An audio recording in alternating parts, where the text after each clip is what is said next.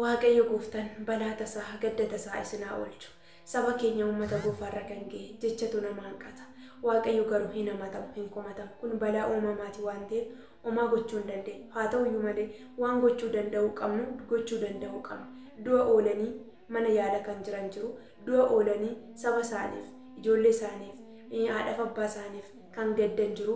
Qe'ee kan dhaban, iddoo kan dhaban jiru waan ta'eef kabajamoo jaallatamoo obboloota koo saba kana hidhituutu qofa otoo hin taane, ayee jechuu qofa otoo hin taane, haasofni darbuu qofa otoo hin taane warra madaa'uudhaan caba garagaraatiin miidhama garagaraatiin mana yaala keessa jiran wallaansi barbaachisaan akka isaaniif ta'uuf gama keenyan dirqama lammummaaf namummaa keenya haa baanu.